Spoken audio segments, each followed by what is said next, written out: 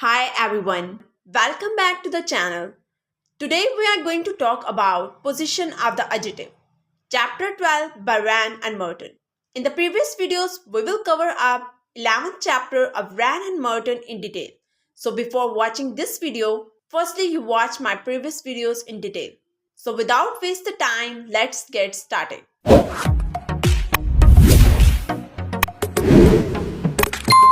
So first of all, we discussed that what is adjective. Adjective is a word that describes or modifies a noun or pronoun.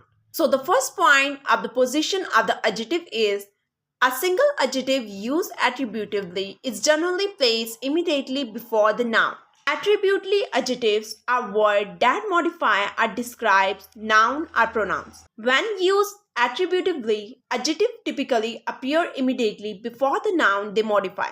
Understand? We discuss example. The first example is King Francis was a hearty king and loved a royal sport. Hearty is an attributive adjective modifying the noun king. It appears immediately before the noun describing the kind of king Francis was. So in this sentence, royal is also an attributive adjective that modifying the noun sport. Again, it appears immediately before the noun describing the type of sport.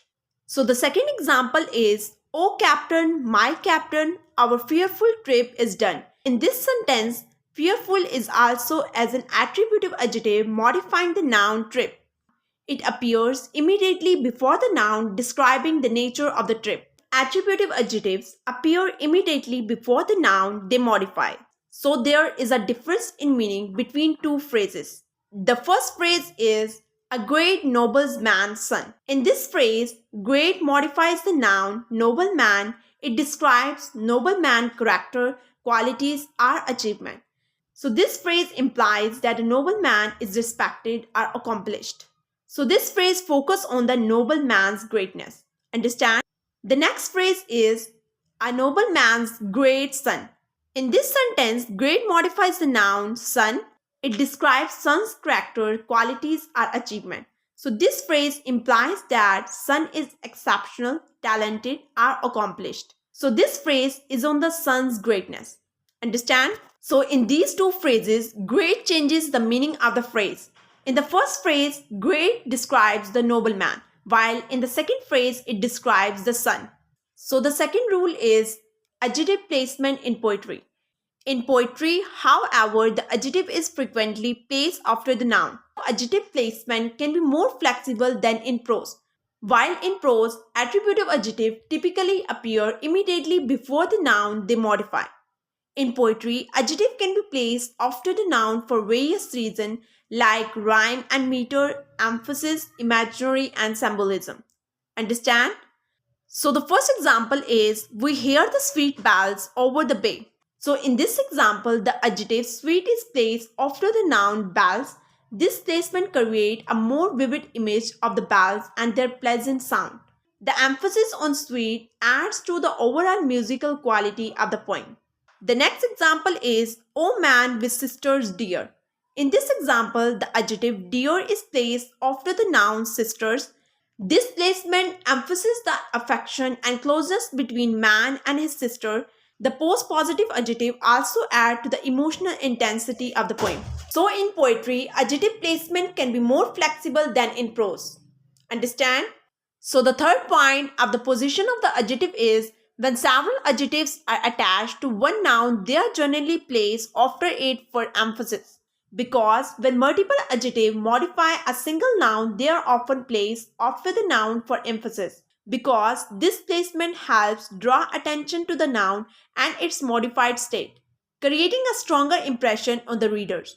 Now we discuss the example when several adjectives are attached to one noun, they are generally placed after it. So the first example is, there delved a miller hale and bold. In this example, hale and bold are placed after the noun miller. This placement emphasizes that a miller characteristic, creating a vivid image in the reader's mind. Understand? The next example is, the king fearless and resolute advanced. In this example, the adjective fearless and resolute are placed after the noun king. This placement emphasizes the king's bravery and determination, highlighting his leadership qualities. So when the multiple adjectives modify a single noun, placing them after the noun can create emphasis, maintain rhythm and meter, and clarify the meaning of the sentence. So the fourth point of the position of the adjective is when some word or phrase is joined to the adjective to explain its meaning, the adjective is placed after its noun. Because when the adjective is followed by the phrase or word that explain or clarify its meaning, the adjective is often placed after the noun. This construction is known as post-positive adjective. Understand? Now we discuss the example. The first example is he was a man fertile in resource. So in this example, the adjective fertile that is placed after the noun man and the phrase in resource that explain the meaning of the fertile, indicating that the man is resourceful and able to think creatively. By placing the adjective after the noun, the sentence emphasizes the man's resourcefulness. Understand? So the next example is a soldier taller than any of his comrades rushed forward. So in this example, the adjective taller that explains the phrase taller than any of his comrades that explain its meaning. This phrase provides additional context to the adjective indicating that a soldier is taller in comparison to his comrade. The phrase provides additional context to the adjective indicating that a soldier is taller in comparison to his comrade. Understand? So when the adjective is followed by the phrase or word that explain its meaning, placing the adjective after the noun can enhance clarity, emphasis, and sentence flow. So the last point of the position of the adjective is in certain phrases the adjective always come after the noun. So these phrases are often idiomatic, meaning their meaning cannot be deduced from the individual words alone. So there are some examples. The first one is body politics. In this phrase, the politics that come after the body, this phrase refers to a nation or society considered as a single entity. Understand? So the next example is latter patent. So in this phrase, patent is the adjective that appear after the noun latter. This phrase refers to the official document that grant exclusive right or privileges. So the post-positive adjective patent emphasizes the official and public nature of these documents. Thanks for watching this video. So subscribe our channel for more grammar lessons. If you have any question, you also mention in the comment below. So if you like this video, you also share with your friends. See you in the next video.